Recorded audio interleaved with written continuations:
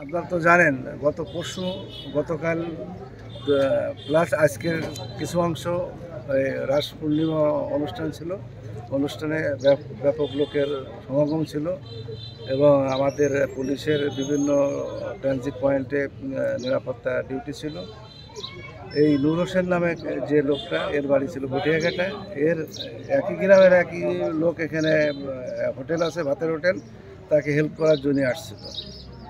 সে গতকাল লোকমুখে বা লোকজনের কাছে জানা যায় যে গতকাল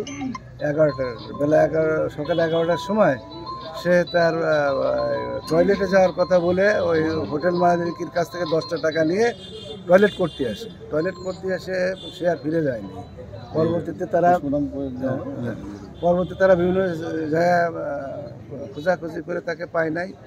পরবর্তীতে আজকে কয়টার দিকে, 1:30টার দিকে অনুমান 1:30টার সময় আমরা সংবাদ পাই যে পাবলিক টয়লেট চেঞ্জিং পয়েন্টের ভিতরে একটা ডেড বডি পড়ে আছে। আমরা আসলাম, এসে আমরা পুঙ্খানুপুঙ্খ দেখলাম, দেখে শ্রোতাল করলাম এবং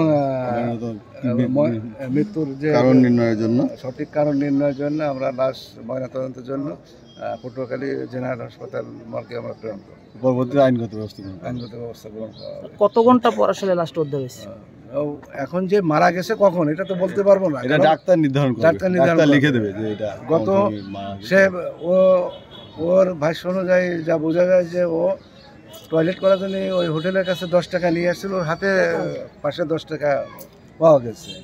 ওই হোটেল যে মালিকের ভাষ্য মতে তার সাথে কতটা মিল পাওয়া যায় যে সে ন্যাচারাল কলে আসছিল এবং ওখানে এসে সে মহিলা টয়লেটের একটা ওয়াশরুমের ভিতর তার ডেড বডি পাওয়া যায়।